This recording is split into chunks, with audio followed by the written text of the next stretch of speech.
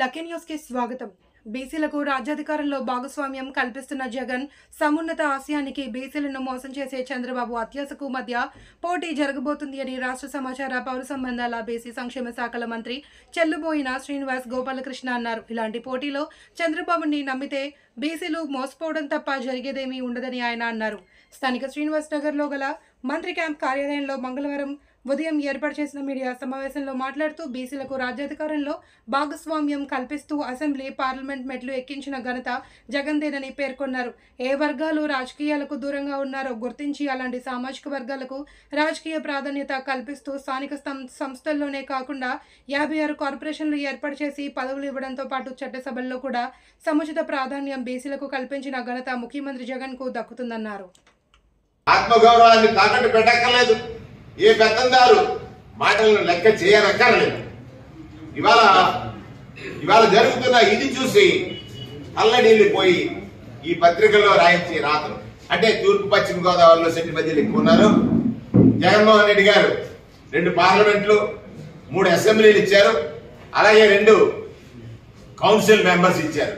సెట్టి మధ్యలు అందరూ one side polarise అయిపోతారు అనే భయంతో సెట్టి మధ్యలపై చిన్న చూపట. నాయనా, నువ్వు సెట్టి మధ్యలకి ఎన్ని సీట్లు ఇస్తావు, ఎక్కడెక్కడ ఇస్తావు ఒకసారి చెప్పు. ఎప్పుడైనా సెట్టి మధ్యలు రాజ్యసభకు పంపావా ఒకసారి చెప్పు. ఎప్పుడైనా సెట్టి మధ్యలు పార్లమెంట్ పోటీలో పెట్టావా ఒకసారి చెప్పు. సెట్టి మధ్యలు ఎప్పుడైనా పార్లమెంట్ పోటీ పెట్టావా? ఎప్పుడైనా సెట్టి మధ్యలు రాజ్యసభకు పంపావా? ఎప్పుడైనా సెట్టి మధ్యలు కౌన్సిల్ పంపావా? ఎప్పుడైనా సెట్టి మధ్యలకి ఎమ్మెల్యే సీట్లు ఇవ్వడానికి ఒకే ఒకటి మహిళా సోదరులకు ఇచ్చావు. ఇవాళ నీ దగ్గర కొంచెం చైతన్యం చెందిన సెట్టి మధ్య ఉంటే అతనితో వికృతమైనటువంటి క్రీడ ఆడుతూ ఉంటాం. ఇది కారణం ఏమిటంటే ఆ రోజు ఈ జిల్లాలో కాపు సామాజిక వర్గం ఉద్యమం చేసినప్పుడు మంజునాథ్ కమిషన్ కి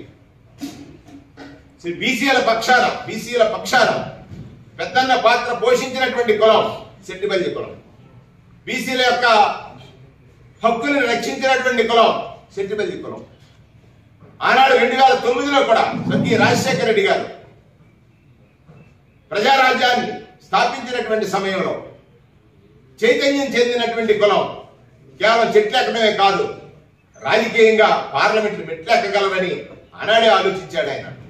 అందుకే అది చూసి కంపించిపోయి నీ రాతల ద్వారా సెట్టి బల్లిజల చిన్న చూపు రాయలసీమలో లేదు, ఇక్కడ ఉన్నటువంటి సెట్టి బల్లిజలకు అన్యాయం చేసి అంటే రాయలసీమలో బల్లిజల్ని సెట్టి బల్లిజలుగా చేర్చేస్తే ఇక్కడ ఉన్నటువంటి సెట్టి బల్లిజలు అందరూ కూడా అన్యాయం అయిపోవాలి. అది కదా నీ ఉద్దేశం. బల్లిజలు ఆల్రెడీ వాళ్ళు ఎంజాయ్ చేస్తున్నారు, వాళ్ళు చక్కగా ఉన్నారు. నీ పక్షానికి వచ్చాడు మొన్న ఒక ఆయన. నీవు ఎంతసేపు ఏంటంటే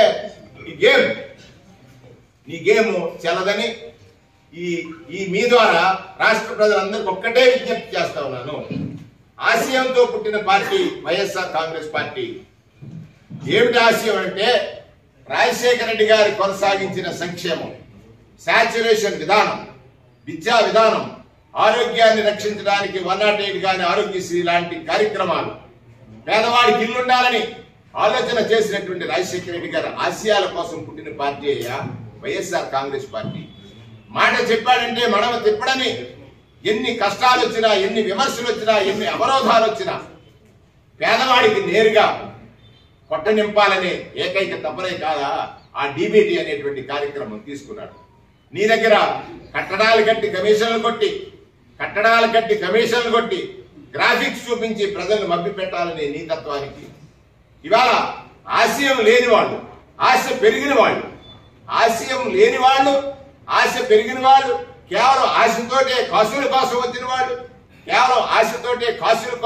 వాళ్ళు రాజకీయాల్లో ఒక పక్క, ఆశయం లేని వాళ్ళు, అత్యాశ పెరిగిన వాళ్ళు, కేవలం ఆశతో కాసుల కోసం రాజకీయాల్లోకి వచ్చిన వాళ్ళు ఈ సామాజిక వర్గాల్ని వాడుకొని రాజకీయాలు చేస్తూ ఉంటే ఆశయంతో ఉన్న ఏకైక నాయకులు, ఆశయమే నా లక్ష్యం, ఆశయమే నా నమ్మకం, దేవుళ్ళు ప్రజలు ఇలా అంటారు. ప్రజాదేవుళ్ళు తీర్పిస్తారు. ఆ ప్రజాదేవుడికి వాస్తవంగా తెలుసు. ఆశయానికి ఆశపరుడికి పోటీ. ఆశయానికి ఆశపరులకి పోటీ. ఆశాపరులు ఎవరంటే అత్యాశ ఆశ పెరిగిన వాళ్ళు, కేవలం ఆశతో కాసుల కోసమే వచ్చిన వాళ్ళు, ఆశతో కాసుల కోసం వచ్చిన వాళ్ళు ఒక పక్కుంటే, ఆశయాన్ని కొనసాగించడానికి వచ్చి ప్రజా మన్ననను పొంది నా ప్రభుత్వంలో నీకు మేలు జరిగితే ఓటు వేయి నాకు అని చెప్పేటువంటి ధైర్యం ఒక జగన్మోహన్ రెడ్డి గారికి ఉంది.